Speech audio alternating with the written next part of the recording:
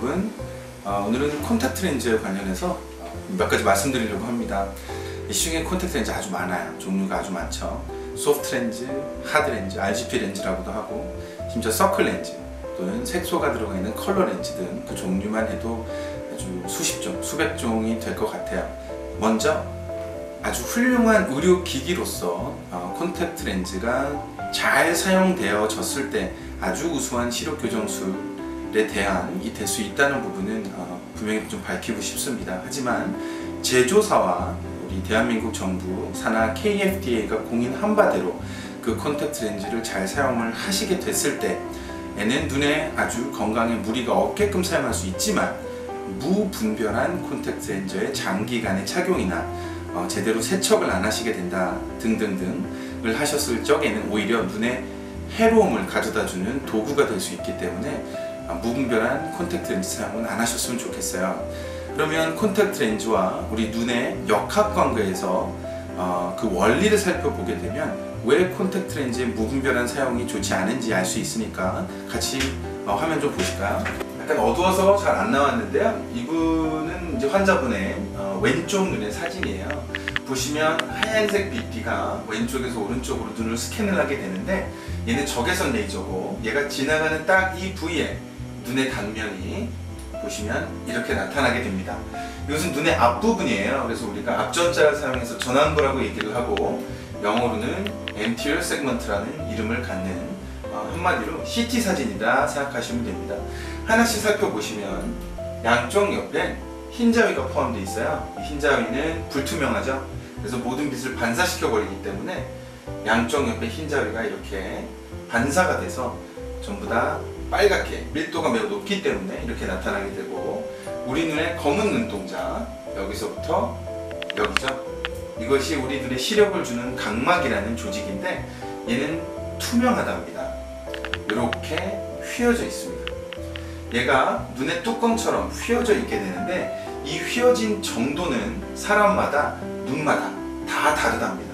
그래서 빛이 눈 속으로 들어와서 각막에서 안쪽으로 굴절이 되고, 이쪽으로 들어오는 빛은 이쪽으로 굴절이 돼서 눈 뒤에 가서 두 개의 상이 하나로 합쳐지는 것이 시력의 원리예요. 그래서 이제 라식과 라섹은 사실 이 휘어진 정도를 변화시키는 수술이고, 이 앞에 콘택트 렌즈를 사용을 함으로 해서 빛이 굴절되는 양을 도수별로 교정하는 것이 이제 콘택트 렌즈의 원리죠. 그런데 우리가 한 가지 이해를 해야 될 것은, 이 휘어져 있는 각막, 비록 투명하지만 얘는 손톱과 발톱처럼 단백질로 이루어져 있는 것이 아니고, 보시게 되면 이렇게 하나들의 전부 다 세포들로 이루어져 있답니다. 우리가 중고등학교 다닐 때 배웠죠? 우리 몸의 세포들은 동맥, 즉 혈관에서 영양분과 산소를 공급을 받고 대사를 한 다음에 정맥으로 그 대사산물을 다 내보내게 되죠. 우리 몸에서 유일하게 투명한 이 각막이라는 조직이 투명할 수 있는 이유는 얘가 세포로 이루어져 있음에도 불구하고 혈관이 없기 때문입니다. 우리 몸에서 유일하게 혈관이 없는 세포로 이루어진 조직이죠. 그렇다면 얘는 혈관이 없으면 산소랑 영양분을 어디서 받을까요? 바로 눈물층에서 받게 되죠. 눈물에서 받게 되는데, 눈물에 녹아있는 산소와 영양분들은 이 각막 앞에 콘택트 렌즈가 놓여지게 되면서 그 눈물에 녹여져 있는 산소가 각막의 세포들로 넘어오는데 콘택트 렌즈가 방해를 하게 됩니다. 그래서 콘택트 렌즈 제조회사에서 광고를 하거나 홍보를 할 때 산소 투과도라는 부분을 여러분 많이 보셨을 텐데, 이 산소 투과도가 매우 중요한 역할을 합니다.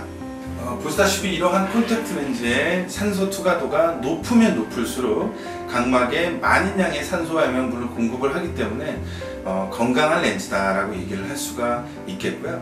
또 한 가지 우리가 렌즈를 선택을 함에 있어서 유심히 관찰을 해야 되는 것은 바로 렌즈의 함수량입니다.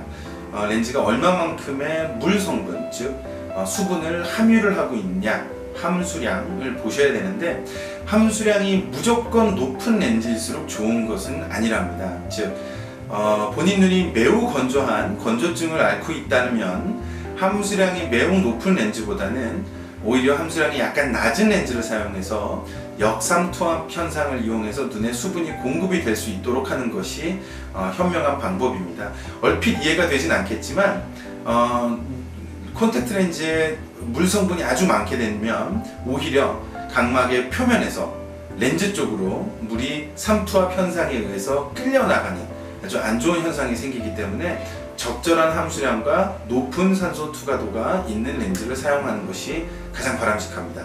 하지만 아무리 산소 투과도가 좋고 함수량이 적절한 렌즈를 사용한다고 하더라도 여러분들께서 렌즈를 사용하시면서 적절한 양의 관리가 필요한데 제조사가 권장을 하는 렌즈의 착용 시간이 있습니다.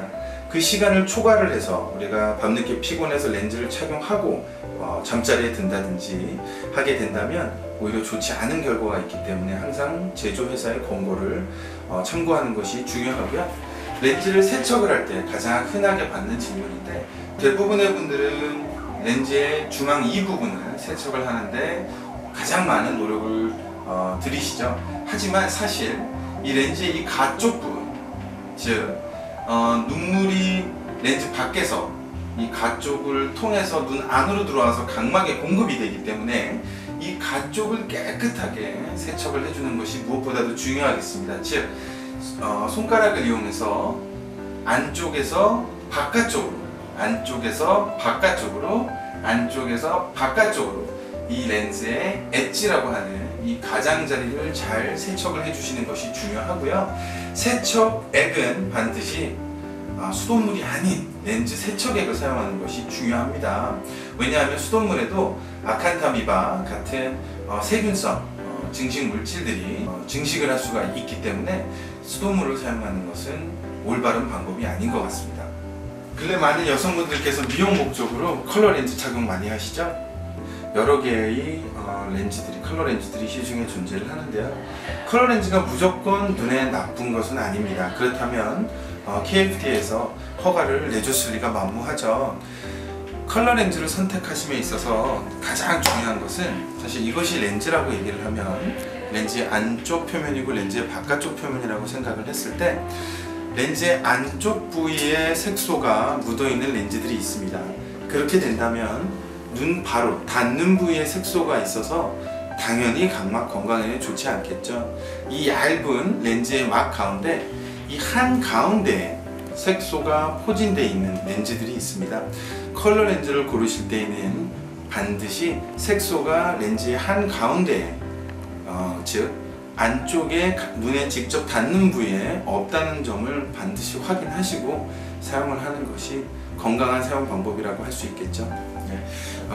세상의 모든 도구들이 그렇습니다만 올바른 사용 방법과 올바른 사후 관리가 건강한 눈을 위해서는 반드시 필요한 부분이기 때문에 콘택트 렌즈를 사용하심에 있어서 항상 올바른 방법만을 사용하도록 합시다.